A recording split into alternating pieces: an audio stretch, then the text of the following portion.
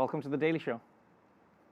Hi, how are you? Thanks for having me. I'm doing fantastic. Thank you so much for being on. Most people who know you, whether they know you from being an Olympic champion or whether they know you from being like the face of Team USA, know you because you evoke a positive emotion in them. They know you because, we've cheered for you, we've celebrated your victories, and we've been there when things have been tough. But over the past few years, some of the tough has been tougher than it has to be for any human being out there.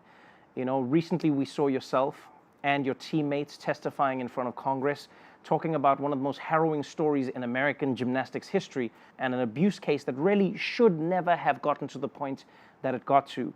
You have a special that is talking about this where you delve into the subject, and I know it's really sensitive, so let's start with that. As a survivor, as somebody who is dealing with this story every single day, were you not afraid that as Aly Raisman you would trigger yourself and be in a place where as a person you might bring up so many of the issues that you've been trying to work on since since the ordeal? When I first shared my story publicly, I never imagined all the support that I would get. And I'm continually blown away by the support that myself and my teammates and fellow survivors, the support that we get. And I want people to know how much that has personally helped me, and it helps me get out of bed on the toughest days. What I didn't realize when I first came forward is I hadn't processed it on my own. So I think what I am realizing over the last few years is I'm dealing with the abuse personally, but also publicly at the same time. So I never thought about that because everything kind of happened so fast, and it was more of a decision of I can't sit back and watch these organizations do nothing. So I think the way that I can compare it to is sometimes it feels like an open wound that won't heal. And, what people also don't often realize is abuse isn't something that you just suffer in the moment. It unfortunately can carry on with you for a really long time. And the way a survivor heals is linked to how their abuse is handled. And so the power of one adult supporting a survivor and doing the right thing is so important. And so I think our case has been so public, and while I'm so grateful for the support that we have from people all over the world, it's incredible.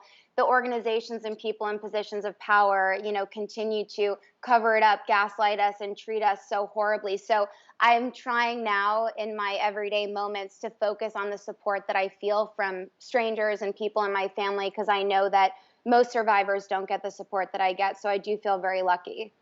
When you were making this special, you had to relive a lot of your trauma. You had to speak to fellow survivors and, talk through some of the worst experiences that they had. From your perspective alone, what do you think justice looks like? What do you think the changes need to be in order for people to feel more protected in a world that clearly hasn't protected them for so long? Yeah, it was really interesting. So before I filmed the show Darkness to Light with Lifetime, I used to think that justice to me was accountability, and I still think that it does in some capacity. And I also think that it means that we need to be looking at a full and independent investigation of the FBI, USA Gymnastics, and the United States Olympic and Paralympic Committee, and looking at the interplay among all three organizations going back decades. Nobody's off limits, nothing's off limits, access to text messages, data, everything and anything, so we understand who knew what when, and there's no guesswork or no speculation. In my opinion, that's the only way we can believe in a safer future. But there is, when I was filming the show, we had a bunch of different survivors on, and one of the survivors had mentioned that to her, justice meant that it never happened. And that is something that has stuck with me, that is really, really has stuck with me, and I've thought a lot about. And it was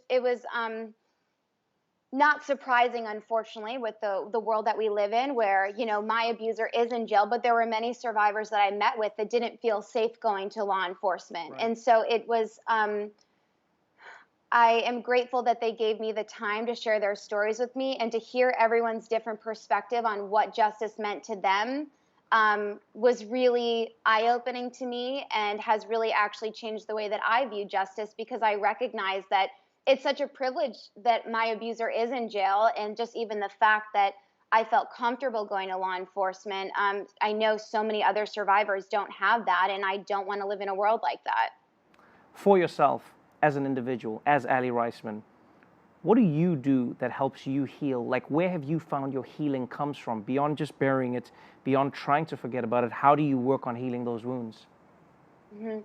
I've thought about this a lot. And, I think about this in the sense of, for example, with the last couple of days, if Maggie, Michaela, or Simone came to me and said that they were struggling, I would listen to them. I would try to be a good friend to them. I would tell them that however they feel is valid and take time for themselves. Today, for example, before this interview, I was having a little bit of a tougher day since I testified.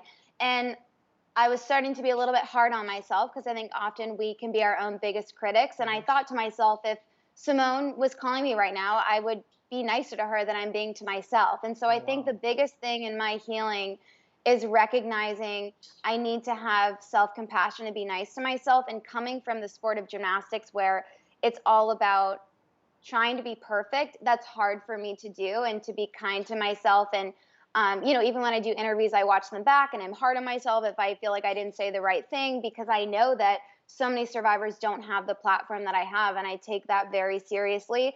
So the biggest thing for me has been being nice to myself and treating myself the way that I would treat a loved one or someone that I care about. But it's definitely something that I work on, and it's a struggle sometimes.